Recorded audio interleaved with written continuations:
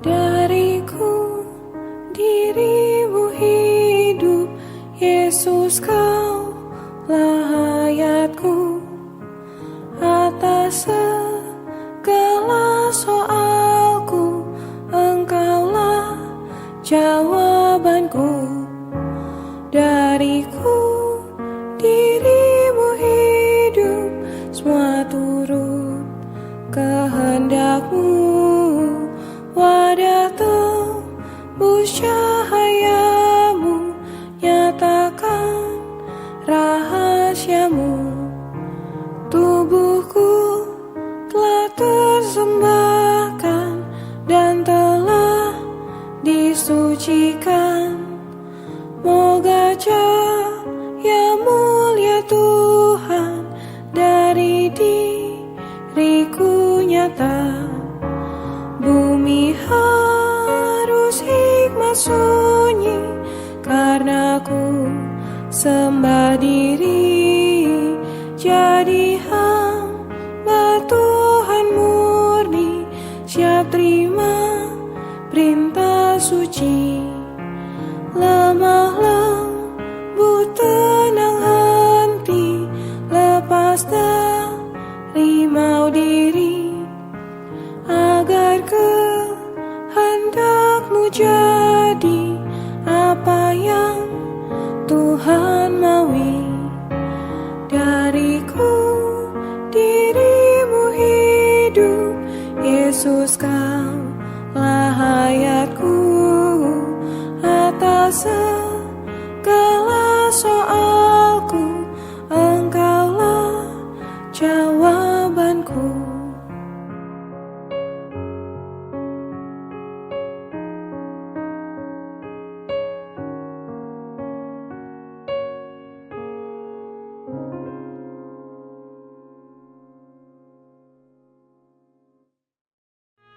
Penerangan dan pengalaman salib.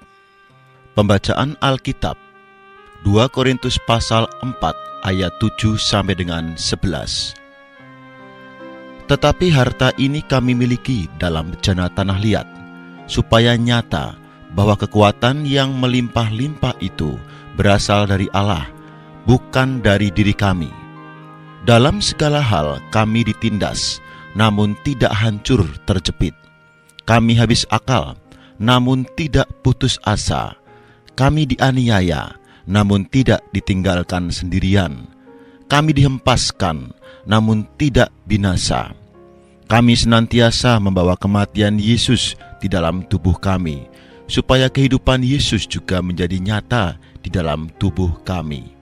Sebab kami yang masih hidup ini terus-menerus diserahkan kepada maut karena Yesus, supaya juga hidup Yesus menjadi nyata di dalam tubuh kami yang fana ini. Inti pekerjaan Allah, Kristus dan salib. Inti pekerjaan Allah adalah Kristus dan salibnya. Kristus adalah hayat, salib adalah jalan. Yang kita terima bukan hanya Kristus, tetapi juga salib. Yang kita dapatkan bukan hanya satu hayat, tetapi juga satu jalan. Kita telah mendapatkan Kristus sebagai hayat kita. Kita juga telah menerima salib sebagai jalan kita. Namun, di dalam gereja hari ini, kedua hal ini telah diabaikan oleh orang.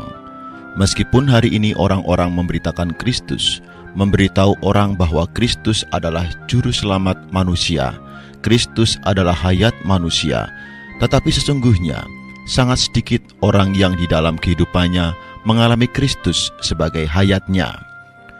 Perkataan atau doktrin Kristus adalah hayat kita di dalam gereja hari ini telah diketahui dan dibicarakan oleh banyak orang.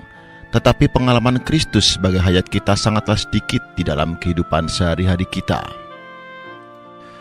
Saudara-saudari yang terkasih, kami sungguh menengadah kepada Allah. Kiranya di tengah-tengah kita benar-benar ada sekelompok orang yang dalam pengalamannya sungguh-sungguh mengenal apakah yang disebut Kristus adalah hayatku. Saya masih harus berkata bahwa di dalam kekristenan hari ini, pengenalan orang terhadap Kristus sangatlah kurang, apalagi pengenalan terhadap salib. Lebih parah lagi, Seolah-olah sangat sulit menemukan seseorang yang benar-benar mengenal apakah salib. Anda sulit menemukan satu orang yang dalam kehidupannya, dalam pekerjaannya, bisa membuktikan bahwa dia hidup dalam salib dan dia berjalan di atas jalan salib. Kedua butir ini, yakni Kristus dan salibnya, adalah inti dalam karunia keselamatan Allah. Karena itu, Paulus berkata kepada orang-orang Korintus bahwa dia datang ke antara mereka dengan tidak mengetahui yang lain kecuali Kristus dan salibnya. Namun bagaimana dengan orang-orang Korintus? Jika kita membaca surat 1 Korintus, kita akan nampak bahwa mereka memperhatikan banyak hal yang mereka sebut sebagai perkara rohani. Mereka memperhatikan karunia rohani, petah lidah rohani, kekuatan rohani. Ada juga yang berkata bahwa mereka memperhatikan iman. Bahkan, Paulus bisa berkata kepada mereka bahwa di antara mereka tidak kekurangan dalam karunia apapun. Dengan kata lain, atas diri orang-orang Korintus ada karunia, ada petah lidah, ada iman, juga ada berbagai macam perkara rohani.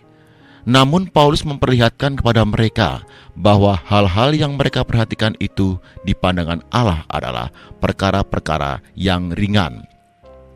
Yang diperhatikan oleh Allah tidak mereka jamah. Apa yang dipandang berat oleh Allah? Yaitu yang dikatakan oleh Rasul, Kristus dan salibnya. Kita pernah mengatakan bahwa tujuan utama Allah adalah agar Dia sendiri menjadi hayat kita. Namun bagaimana Dia bisa menjadi hayat kita? Ini mutlak melalui salib. Di mana salib berada, di sanalah hayat Allah berada.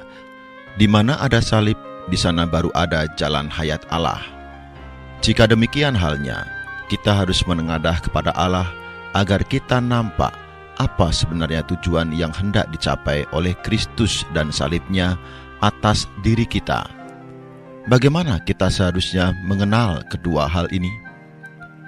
Hayat Allah di dalam Kristus telah diberikan kepada kita. Di dalam setiap orang yang telah beroleh selamat, pasti memiliki hayat Kristus.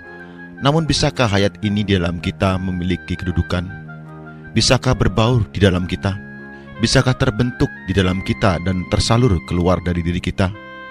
Semua pertanyaan ini harus dijawab dengan pertanyaan, pernahkah salib bekerja di atas diri kita? Berapa banyak pekerjaan salib di atas diri kita?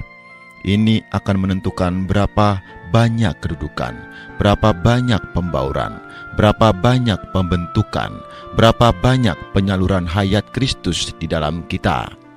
Saudara-saudari terkasih, Anda dan saya adalah orang-orang yang telah beroleh selamat. Hayat Allah ada di dalam kita. Kristus tinggal di dalam kita. Semua ini tidak perlu diragukan. Namun, sebenarnya Kristus yang di dalam kita, yakni hayatnya itu, bagaimana bisa tersusun di dalam kita? Bagaimana karakternya bisa menjadi karakter kita? Bagaimana semua unsurnya bisa menjadi unsur kita? Bagaimana hayatnya di dalam kita bisa menelan segala alamiah kita dan memenuhi di dalam kita, sehingga menjadi unsur kita dan kemudian terekspresi keluar dari kita. Bagaimana dia bisa mencapai tujuan ini? Untuk mencapai tujuan ini tidak ada dua jalan, hanya ada satu jalan, yaitu meremukkan salib.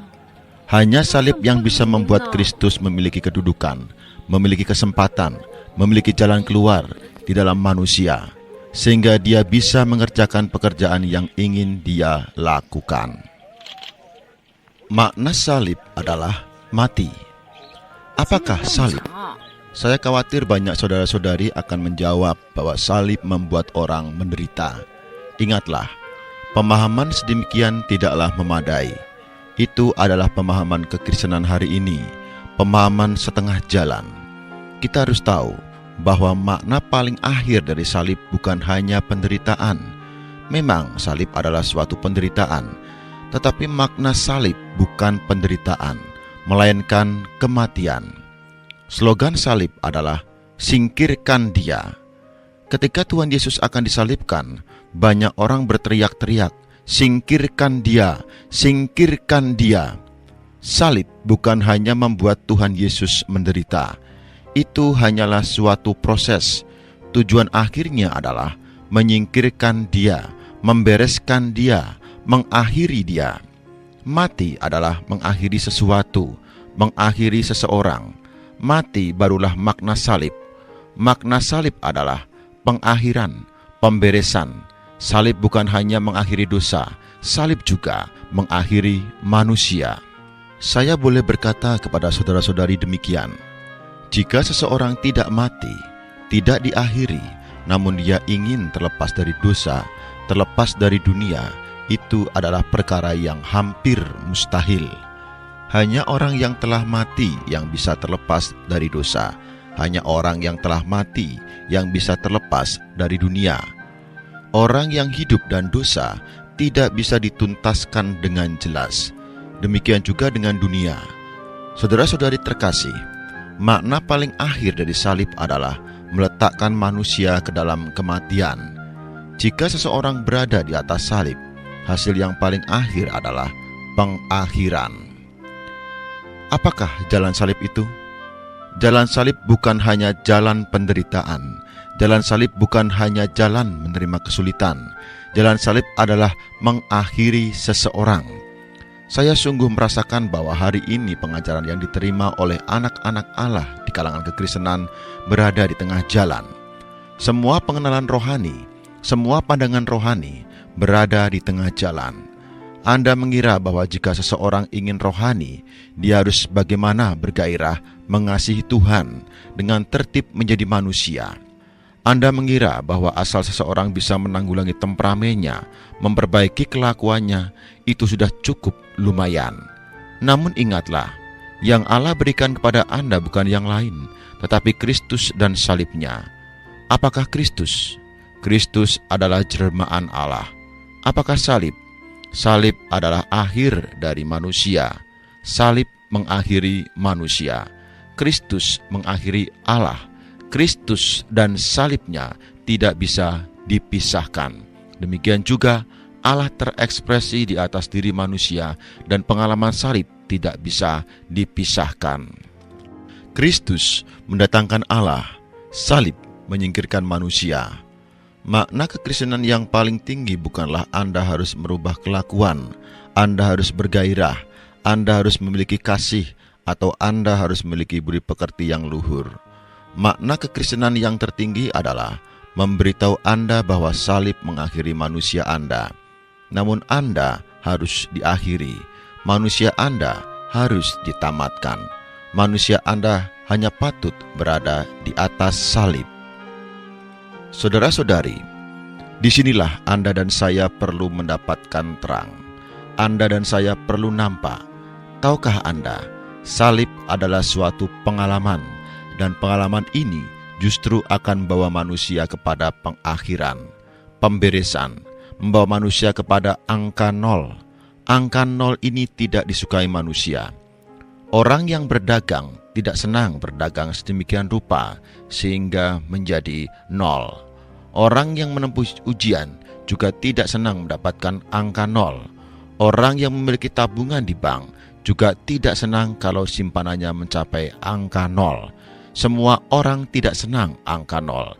Tetapi ingatlah, karunia keselamatan Allah akan bawa manusia ke angka 0. Salib akan bawa manusia ke angka 0, supaya manusia ditamatkan, supaya manusia diakhiri.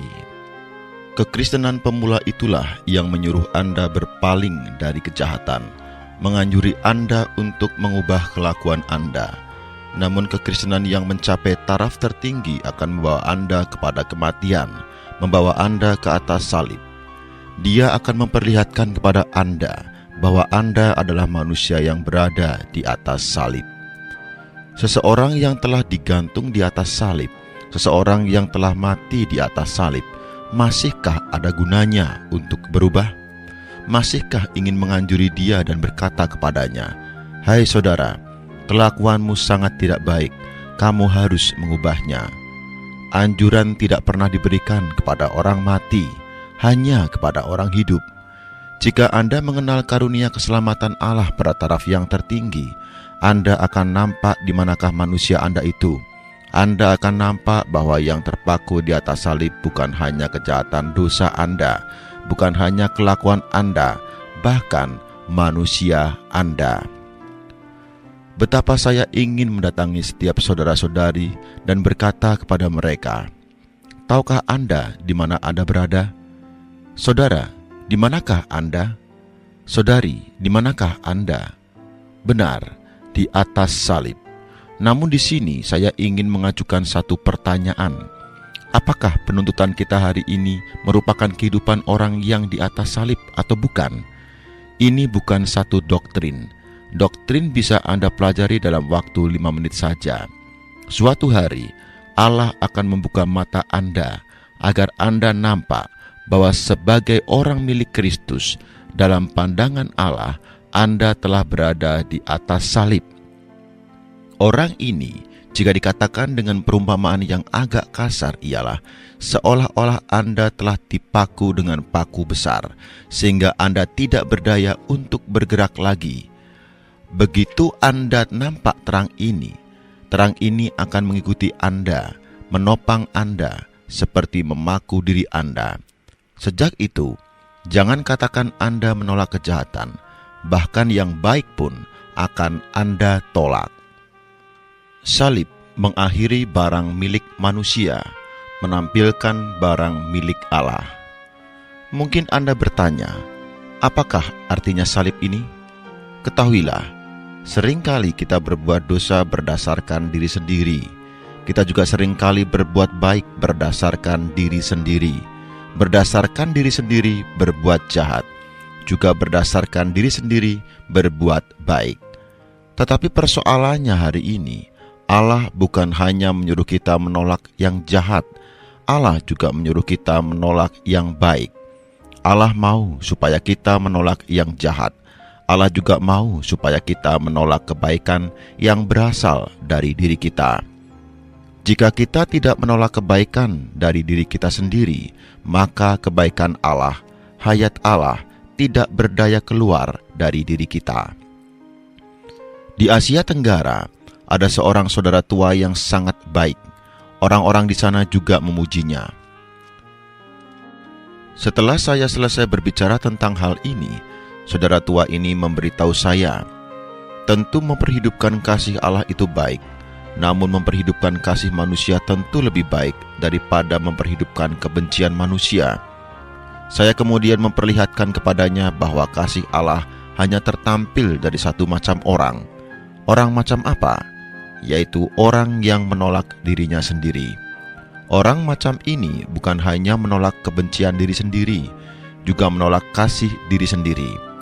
Orang yang hidup di dalam kebencian diri sendiri tidak bisa menampilkan kasih Allah. Orang yang hidup di dalam kasih diri sendiri juga tidak bisa menampilkan kasih Allah. Kasih Allah itu terang dan jernih, seperti emas murni. Namun bagaimana dengan kasih manusia? Dibandingkan dengan lumpur pun tidak bisa. Alkitab memberitahu kita bahwa kelakuan baik manusia hanyalah seperti kain compang-camping, apalagi dosa dan kejahatan manusia. Kasih kita tidak sempurna, tidak bersih, murni. Kasih Allah mutlak berbeda dengan ini. Kasih Allah itu tulus murni, tidak berubah, tidak terbatas, sungguh seperti emas murni. Saudara-saudari, jika barang yang berasal dari manusia tidak ditolak, jika barang yang berasal dari manusia tidak diremukkan, maka barang yang berasal dari Allah tidak bisa diekspresikan di atas dirinya. Manusia Anda jika tidak ditamatkan, lalu Anda mohon Allah membantu, Allah tidak akan menjawabnya. Allah selamanya tidak akan membantu manusia. Jika Anda sendiri di sana bekerja, Allah tidak akan bergerak. Orang yang baru beroleh selamat sering berpikir bahwa dirinya tidak seharusnya marah-marah, tidak seharusnya mengucapkan perkataan yang sia-sia. Karena itulah ia lalu berdoa, "Ya Allah, tambahilah tenaga kepadaku, bantulah aku supaya aku tidak marah-marah." Namun doa-doa yang lain Allah dengar. Hanya doa semacam ini tidak Allah dengar. Anda mohon Allah membantu Anda agar tidak marah-marah, namun akhirnya Anda malah marah besar. Karena tujuan akhir keselamatan Allah bukanlah untuk membantu Anda. Tujuan akhir keselamatan Allah adalah memaku Anda di atas salib. Misalnya, seseorang yang mudah marah meninggal. Masih bisakah dia meminta Anda membantunya agar tidak marah-marah? Ketahuilah, begitu seorang mati, temperamennya juga terbereskan. Begitu seseorang mati, temperamennya pun berlalu.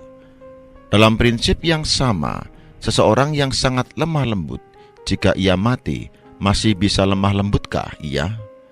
Dua saudara di sini, yang satu sangat kasar, yang satu sangat lemah lembut. Pada suatu hari, kedua orang ini meninggal. Masih bisakah Anda melihat bahwa salah seorang itu kasar dan yang lainnya lemah lembut? Pada diri orang yang hidup baru bisa ditemukan keadaan yang berbeda. Begitu orang itu meninggal, semua persoalannya berlalu.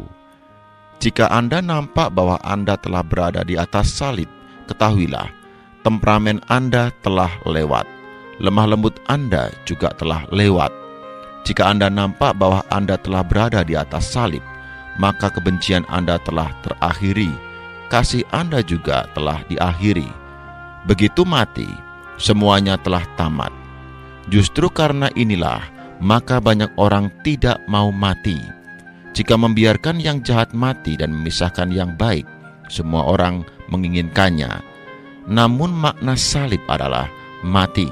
Pengalaman salib adalah mengakhiri manusia Anda. Mungkin Anda bertanya, jika kita masing-masing telah diakhiri, bukankah semuanya akan habis? Beberapa tahun yang lalu, seorang saudara membicarakan satu hal yang tidak akan saya lupakan. Dia berkata, "Saudara Lee, lihatlah, jika Anda menanam sebuah batu ke dalam tanah, batu itu akan habis, tamat. Namun jika Anda menanam sebutir benih, matikah ia? Iya, ia akan mati. Namun kematian itu justru memberinya satu kesempatan yang baik untuk keluar." Saudara, disinilah perbedaan antara kita yang memiliki hayat dengan orang-orang yang tidak memiliki hayat. Orang-orang yang tidak memiliki hayat, begitu mereka berhenti dari segala aktivitas, segalanya tamatlah. Namun kita yang memiliki hayat, ketika kita tamat, hayat Allah akan keluar dari dalam kita. Arti perkataannya di sini ialah, jika kita menghentikan kasih kita, jika kita menghentikan moral kita, jika kita menghentikan semua aktivitas itu, kita akan nampak bahwa kasih Allah, kebaikan Allah, hayat Allah dengan sendirinya akan terekspresi keluar. Hari ini, kesulitan orang Kristen bukanlah pada perkara dosa, melainkan pada perkara kebaikan. Yang Anda perhidupkan bukan dosa dan kejahatan, namun juga bukan Kristus. Yang Anda perhidupkan adalah kasih Anda sendiri, kebaikan Anda sendiri. Jika demikian, paling jauh Anda hanyalah orang yang telah berubah dari kejahatan berubah kepada kebaikan. Anda tidak bisa mengalami salib. Pada diri orang yang mengalami salib bukan hanya tidak ada kejahatan, kebaikan pun tidak. Pada diri orang yang mengalami salib, Kristus memiliki kedudukan dan Dia bisa memperhidupkan hayat Allah.